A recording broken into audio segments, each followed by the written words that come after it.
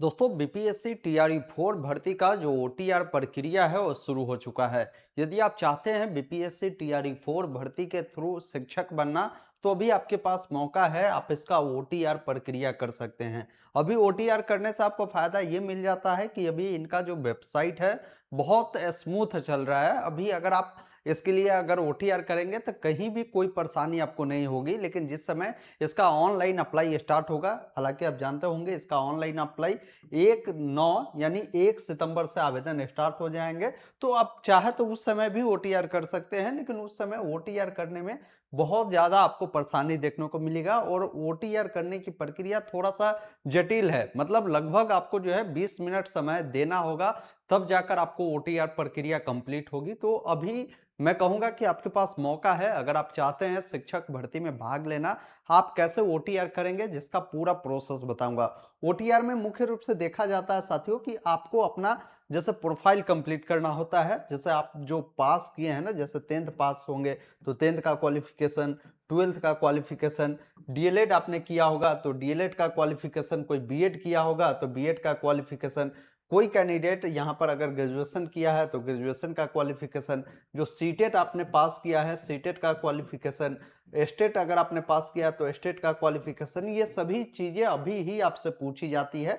इन तमाम चीजों को अगर आप डाले रहेंगे तो जिस समय जैसे ही इसका लिंक एक्टिव होगा ना, उस समय कुछ करना नहीं है, बस आपको वही अभी जो आपने ओटीआर किया है तो जो मोबाइल नंबर दिए रहेंगे, जो पासवर्ड अभी बनाए रहेंगे उसको डालेंगे और फॉर्म को अप्लाई कर देंगे। 2 मिनट का काम आपका बच जाएगा।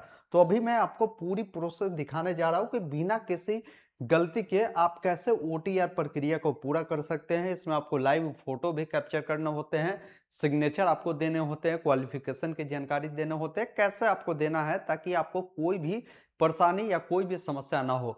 मैं इस वीडियो में ही एक जानकारी और देना चाहता हूं, यदि कोई ऐसे अभ्यर्थी है जिन्होंने ओटीआर पहले से ही कर रखा है या आपने ओटीआर किया, आपको लगता है कि कोई और जानकारी हमारा छूट गया है, उसको अगर अपडेट करना है तो उसको कैसे अपडेट करेंगे, वो चीज़ें भी इस वीडियो में मैं आपको बताऊंगा। तो वीडियो बहुत ज़्यादा महत्वपूर्ण है और बहुत ज़्यादा खास है आपके लिए। तो वीडियो को ध्यानपूर्वक देखकर सभी चीज़ों को समझ लीजिएगा। वीडियो अगर आपको पसंद आता हो तो आपसे निवेदन है वीडियो को लाइक जरूर कीजिए, चैनल पे नए हैं तो सब्सक्राइब जरूर कर लीजिए। इस प्रकार की जो भी अपडेट होगा ना आपको आगे भी मिलता रहेगा। आइए फिलहाल मैं अपने स्क्रीन पर चलता हूं, पूरी जानकारी बीपीएससी टीआरई 4 भर्ती का जो ओटीआर प्रक्रिया है उसको कैसे कंप्लीट करना है, जिसका पूरा प्रोसेस दिखाने जा रहा हूं।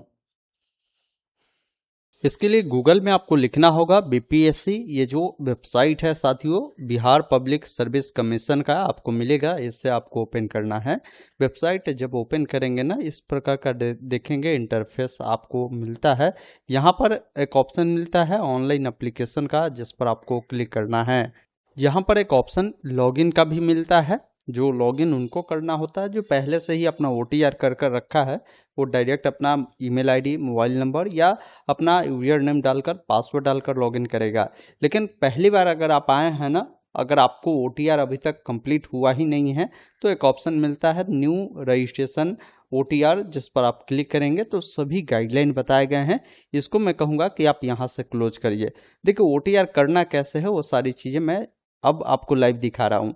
इसमें सबसे पहला चीज़ है साथियों, आपको अपना ईमेल आईडी दर्ज करना है और एक ऑप्शन मिलता है गेट ओटीपी, जिस पर क्लिक करना है। आपके ईमेल पर एक ओटीपी रिसीव होंगे, ओटीपी को फिल कर वेरीफाई ओटीपी पर आपको क्लिक करना है। इसी अनुसार मोबाइल नंबर भी डालकर इस पर भी ओटीपी मंगवाएंगे, ओटीपी को डालकर वेरीफाई करेंगे। इस प्रकार ओटीपी जब वेरीफाई करेंगे तो बताएगा भी, जैसे मोबाइल वाला ओटीपी वेरीफाई हो गया, ईमेल को भी वेरीफाई करूँगा।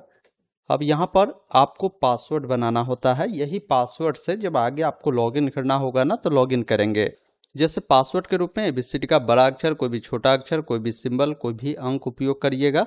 उसी पासवर्ड को दोबारा से कंफर्म करना है और आपका जो नाम है, जैसे आपके मैट्रिक के सर्टिफिकेट मार्कशीट पे, उस अकॉर्डिंग क्या है कि आपको अपना नाम लिखना है और पुनः उसी नाम को दोबारा से कंफर्म करना है। पिताजी का नाम लिखना है, पिताजी का नाम दोबारा से कंफर्म करना है। माताजी का नाम लिखना है, माताजी का नाम दोबारा से कंफर्म करना है। डेट ऑफ बर्थ आपका जो भी होगा ना, कैलेंडर मिल जाता है। सबसे पहले आपका जो भी साल होगा ना, पहले उस साल को आपको चुनना होगा। जो भी आपका मंथ होगा उस मंथ को आपको चुनना है। जो भी डेट होगा उसको इस प्रकार उसका चुनाव करना है। फिर उसे दोबारा से यहाँ से कंफर्म करना है। नीचे आएंगे, जेंडर बताना है, लड़का है तो मेल, लड़की है तो फीमेल चुनेंगे, उसे दोबारा से कंफर्म करेंगे। कैप्चा कोड को फिल कर आई एग्री करेंगे। फिर एक ऑप्शन मिलता है प्रीव्यू एंड रजिस्टर का, जिस पर क्लिक करना है। अब आपके सामने प्रीव्यू आएगा जिसमें आपका email ID, mobile number, email ID, बाकी आपका नाम, पिता का नाम, माता का नाम, जेंडर देखने को मिलेगा। ये सब सही है तो इस प्रकार सभी चेकबॉक्स पर टिक आपको कर देना। कुछ गलती है तो उसको अभी एडिट डिटेल पर क्लिक कर सुधार करेंगे। अब मेरा सब कुछ सही है तो मैं यहाँ से क्या करूँगा, कन्फर्म रजिस्ट्रेशन वाले विकल्प पर क्लिक करूँगा। इस प्रकार बताएगा कि आपका जो रजिस्ट्रेशन है वो सक्सेसफुल हो गया है। अब आपको बोलता है डिजी लॉकर पर रिडायरेक्ट करना है तो यस करें, नहीं तो नो वाले विकल्प पर आपको क्लिक करना है। नो पर जैसे ही क्लिक करेंगे ना तो यहाँ पर आप आ जाते हैं। अब आपको लॉगिन करना होगा। लॉगिन करने के लिए अभी आपने जो ईमेल आईडी या मोबाइल नंबर दिया उसे डालें, अपना पासवर्ड को डालें, फिर लॉगिन वाले विकल्प पर क्लिक करें। फिर कैप्चा कोड आएगा, उसको फिल कर प्रोसीड वाले विकल्प पर क्लिक करें। कैप्चा कोड गलत बताएगा तो इसको दोबारा से रिफ्रेश कर दूसरा मंगाएंगे। फिर बोलेगा आप लॉगिन हो गए हैं, डिजी लॉकर पर रिडायरेक्ट करना है तो यस करें, नहीं तो नो वाले विकल्प पर आपको क्लिक करना है। अब यहाँ पर क्या है ना साथियों, देखेंगे ना आपको रिडायरेक्ट करता है इस वाले पेज पर, जिसमें नोट में बोला है कि कृपया विज्ञापन के लिए आवेदन करने से पहले उम्मीदवार को प्रोफाइल लॉक होना अनिवार्य है। OTR में सभी जो आवश्यक जानकारी है उसको अच्छे से पहले भरना है, फिर जाकर आपको अप्लाई करना है। मतलब जब आगे कोई भी भर्ती आएगी ना तो यहीं पर न्यू एप्लीकेशन है ना, इस पर क्लिक कर फॉर्म को अप्लाई करेंगे। उससे पहले आपको अपना प्रोफाइल को कंप्लीट करना है। तो एक ऑप्शन मिलता है प्रोफाइल क्रिएशन का, जिस पर क्लिक करना है, जिसमें टोटल 6 जो स्टेप है ना इसको कंप्लीट कर आपको प्रोफाइल को अपडेट करना है। पहले आपका नाम देखने को मिलेगा। अब आपका जो नाम है ना उसको यहाँ पर आपको जो है हिंदी में लिखना होगा। जैसे जो नाम है ना, आप जैसे ही हिंदी इंग्लिश में लिखते हैं तो यहाँ पर हिंदी आएगा, आप यहाँ पर लिख लेंगे। बाकी आपका डेट ऑफ बर्थ, जेंडर, पिता का नाम, माता का नाम देखने को मिलता है। अगर आपकी शादी हो चुकी है तो मैरिड, अन्यथा अनमैरिड वाले विकल्प पर क्लिक करेंगे, उसे दोबारा से कंफर्म करेंगे। आपके पास आधार कार्ड है तो यहाँ पर आधार कार्ड को चुनेंगे ID टाइप में, और यहाँ से ओके वाले विकल्प पर क्लिक कर आधार नंबर दर्ज करेंगे। आपके बॉडी में कोई ऐसा निशान है जो कटा का हो, जला का हो, उसके बारे में बताएंगे। फिर पूछता है आपसे कि क्या आपने कभी अपना नाम बदला है, तो हाँ करें, नहीं तो नहीं वाले विकल्प पर आपको क्लिक करना है। फिर आपसे पूछता है क्या आप भारतीय नागरिक है, तो यहाँ पर एस कर देना है। उसमें भी अगर आप बिहार के निवासी है तो आपको एस करना है, अगर बिहार के बाहर वाले हैं तो आप यहाँ पर नो करिएगा। एस करेंगे तो फिर आगे पूछता है कि सत्यापित करें, मतलब दोबारा से आपको वेरीफाई करना है कि आप बिहार के निवासी है, आप एस कर देंगे। फिर आपका जो भी निवास प्रमाण पत्र बना है ना, निवास प्रमाण पत्र का नंबर देंगे। निवास प्रमाण पत्र कब जारी किया गया है वो डेट आपको यहाँ पर बताना है। अब यहाँ पर पूछता है कि आप जो है आरक्षण कैटेगरी से आते हैं, बिहार वाले हैं, तो आपको एस करना है, क्योंकि कैटेगरी में आपको छूटे मिलता है तो आपको यहाँ पर अपना कैटेगरी बताना होगा। फिर यहाँ पर कैटेगरी को दोबारा से कंफर्म करना है। और कास्ट का जो नाम है ना साथियों, यहाँ पर जो है आपको देखना है आप जो कास्ट से बिलोंग करते हैं वो किस कास्ट से है, उसका नाम आपको यहाँ से जो है आपको चुनने की ज़रूरत होगी। फिर आपको अपना NCL सर्टिफिकेट जो बना है, NCL सर्टिफिकेट का नंबर देंगे, और NCL आपने कब बनाया है वो डेट बताएंगे। हालांकि यहाँ पर पुराना भी साल बता रहा है कि आप दे सकते हैं, लेकिन मैं कहूँगा कि आप लेटेस्ट का ही, जैसे हाल का जो आपका बना होगा ना ये NCL, वही वाला आप दीजिए। वो कब का बना है, किस साल का, किस मंथ का, किस डेट का, वो आपको बताना है। EWS वाले अगर आप हैं तो उसके बारे में जानकारी देना है। बाकी 19 नंबर पूछता है कि ये जो आपका प्रमाण पत्र है वो किसके द्वारा इशू किया गया है, RO द्वारा, SDM या DM लेवल से, वो चीज़ें आप यहाँ पर कंफर्म करेंगे। फिर पूछता है आपसे कि अगर आप स्वतंत्रता सेनानी के नाती नतीन पोता पोती है तो एस करें, नहीं तो नहीं वाले विकल्प पर क्लिक करें। अब फिजिकल मेजरमेंट के बारे में पूछता है कि आपकी हाइट कितनी है वो बताए, वेट आपकी कितनी है वो बताए, और आपकी चेस्ट कितनी है वो आपको बताया है, जो कि बिना फुलाए, और फुलाकर कितना हो रहा है वो चीज़ें आपको यहाँ पर कंफर्म करना है। फिर दिव्यांगता को लेकर पूछता है कि यदि आप दिव्यांग है तो एस करिए, नहीं तो नो वाले विकल्प पर आपको क्लिक करना है। अगर आप स्पोर्ट्स वाले हैं यानी मेधावी खिलाड़ी है तो एस करेंगे, नहीं तो नो वाले विकल्प पर क्लिक करें। अगर भूतपूर्व सैनिक है तो एस करें, नहीं तो नो वाले विकल्प पर क्लिक करें। NCC कैडर वाले कैंडिडेट है तो एस करें, नहीं तो नो करें। अगर आप बिहार सरकार के कर्मचारी है तो यस करें, नहीं तो नो वाले विकल्प पर क्लिक कर इसको सेव करना है। इस प्रकार आपका पर्सनल डिटेल सेव होता है। अब आते हैं अगले स्टेप में, जहां पर एड्रेस बताना है, जिसमें एड्रेस 1 में आपको अपना विलेज, एड्रेस 2 में पोस्ट ऑफिस, एड्रेस 3 में पुलिस स्टेशन, स्टेट आपको बताना है, बाकी जो भी जिला पड़ता है जिला का नाम चुनना है, पिन कोड देना है। अगर आपका ये करस्पॉन्डेंस एड्रेस, परमानेंट एड्रेस समान है तो इस चेकबॉक्स पर टिक करेंगे, अलग अलग है तो अलग अलग जानकारी को फिल कर सेव एंड नेक्स्ट पर क्लिक करना है। इस प्रकार आपका जो एड्रेस है वो सक्सेसफुली सेव होता है। अब आप आते हैं अदर इन्फॉर्मेशन में, जिसमें आपसे पूछता है कि क्या आपके विरुद्ध किसी न्यायालय में कोई जो है अभियोजन लंबित है, मतलब कोई केस उस तो नहीं है, आपको ये बताना होता है।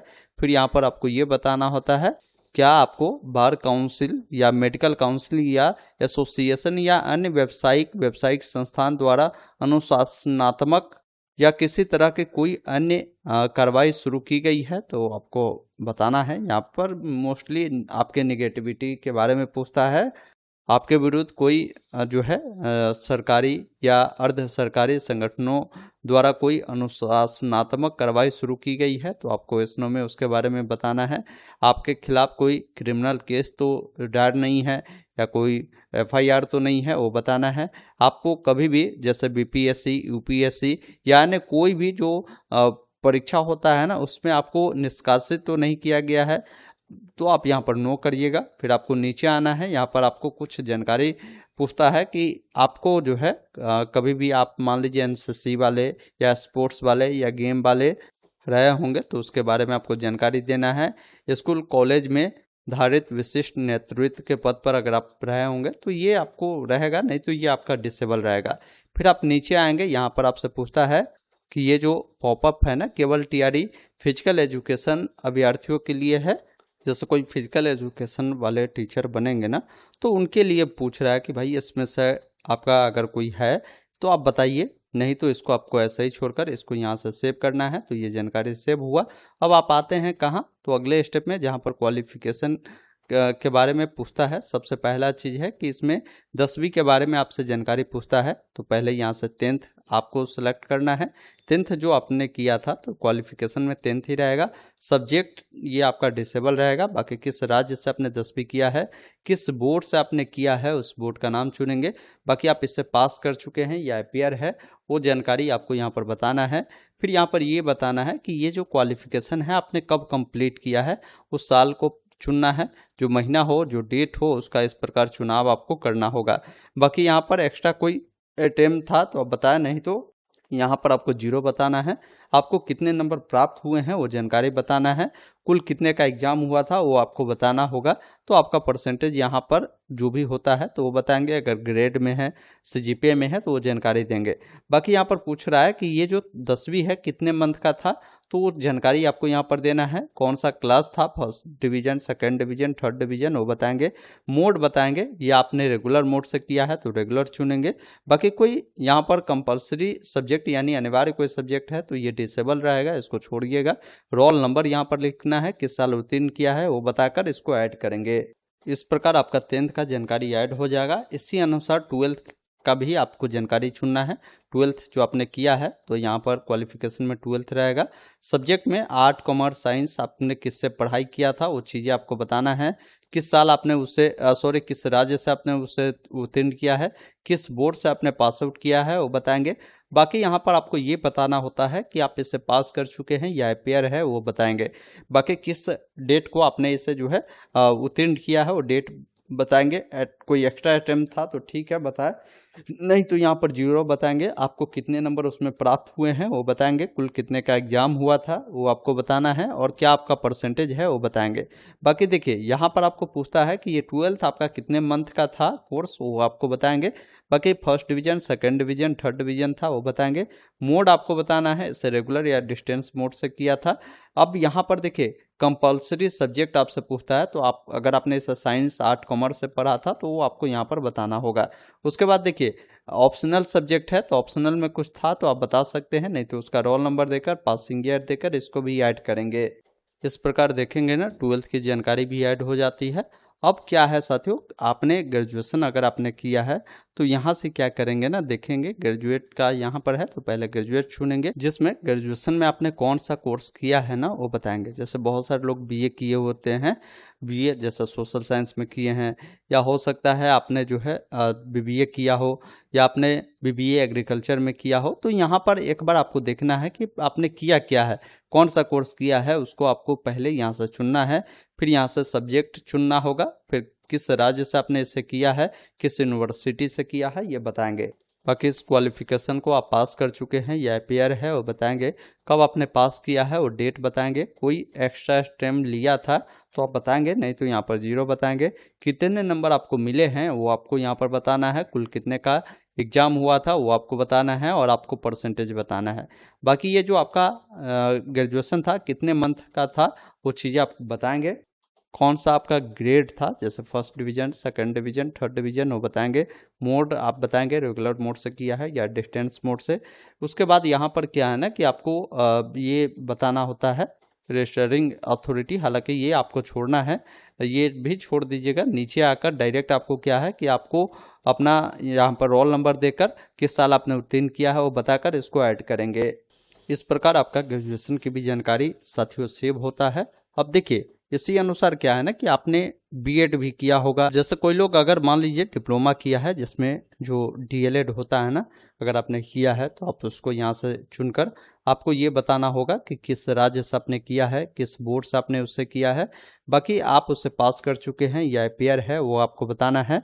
अब यहाँ पर ये भी आपको बताना है कि कब आपने इसे उत्तीर्ण किया है, वो डेट बताना है। कोई एक्स्ट्रा अटेम्प्ट था तो वो आप बताएंगे, कितने नंबर आपको प्राप्त हुए हैं, कुल कितने का एग्जाम हुआ था, क्या परसेंटेज था वो बताएंगे, कितने मंथ का ये आपका कोर्स था वो आपको बताएंगे।